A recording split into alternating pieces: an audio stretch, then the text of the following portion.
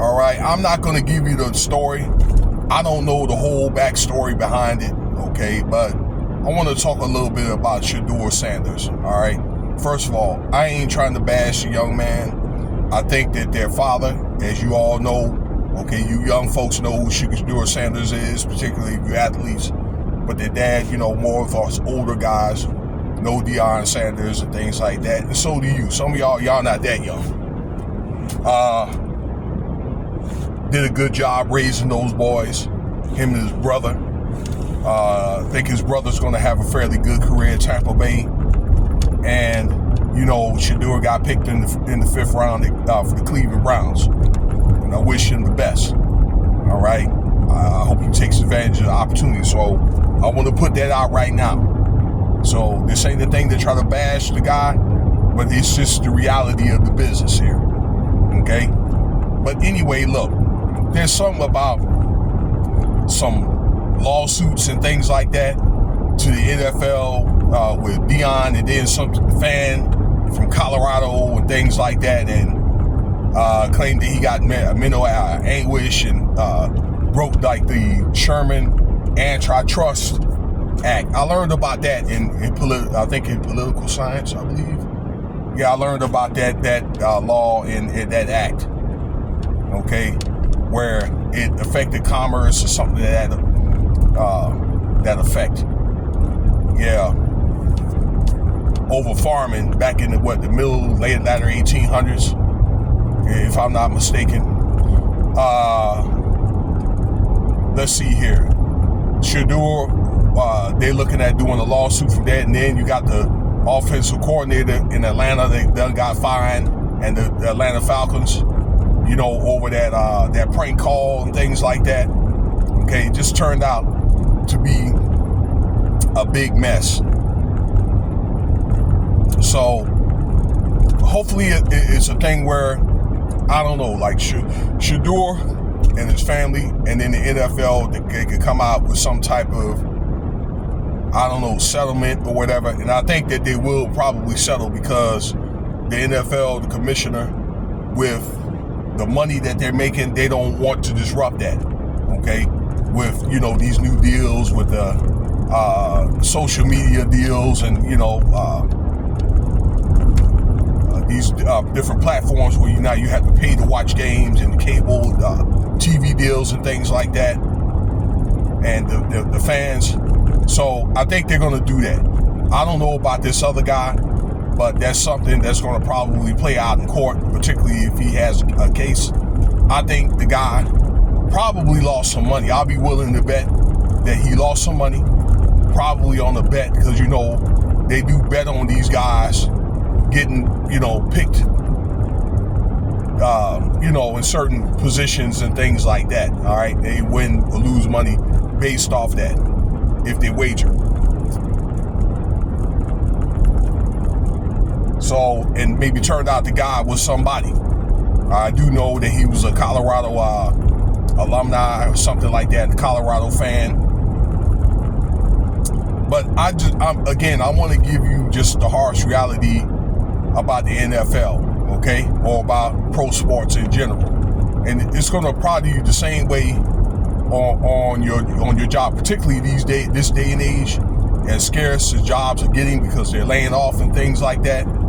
Okay, that these teams have to feel, you know, that you are an asset, and if you're put in that position, that you're the best person for that job. Okay, this ain't nothing I'm telling you. They have to feel that way, and they could either base that off your resume, your ability to win ball games, or the size and talent. Okay, I hope that makes sense. For example, all right, I remember. All right, let's look at look at Jaden Daniels and all the success that he had at LSU and USC and things like that. Okay, that this guy has got pretty much a very decorated resume and things like that. Well, Conference Player of the Year, Heisman Trophy, and he's playing for the Commanders, and they go to the NFC Championship. You know, the only thing about him, he's a little bit light in the backside and all that. A little bit, you know, a little thin.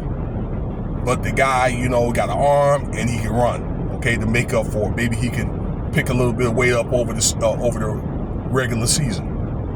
Okay, that kind of thing. So he's got a combination of both the size and talent. Okay, and he can win ball games.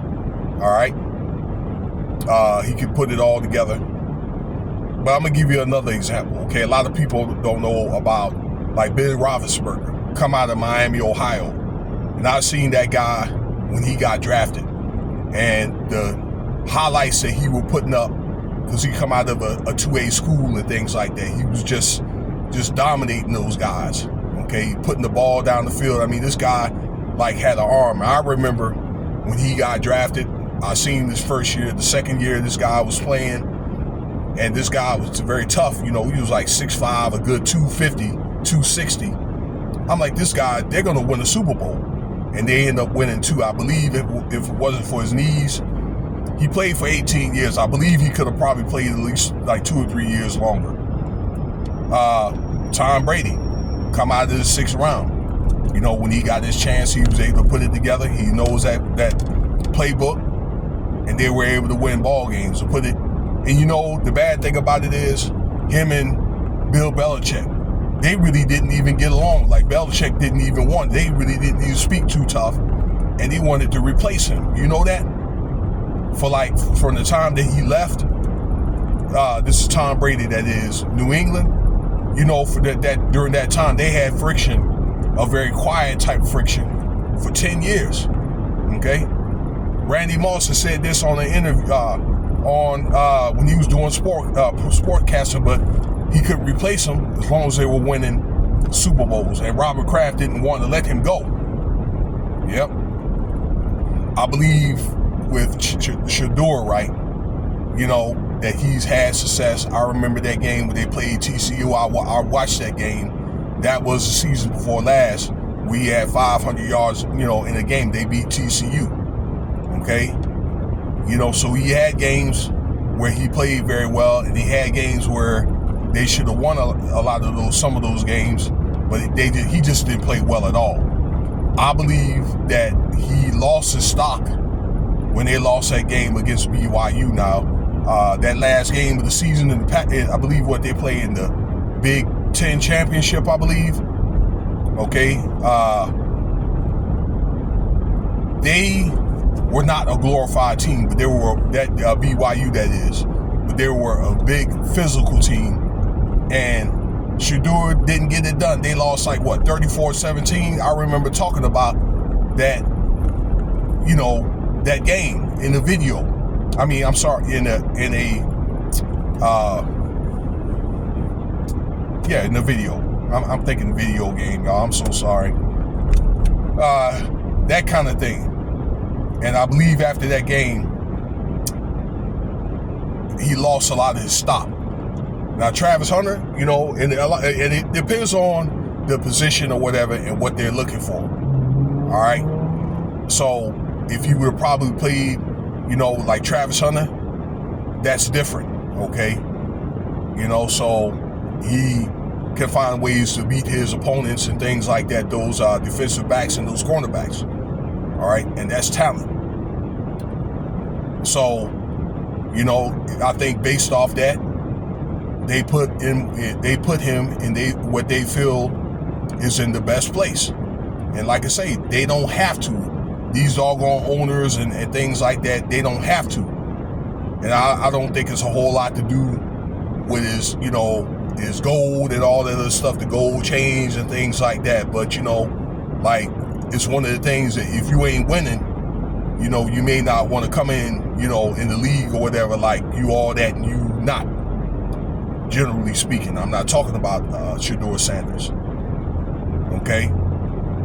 But based on the leaked tape and things like that and the mental anguish, I believe that they're probably going to have some type of, how can I say, resolution made, particularly with that fan.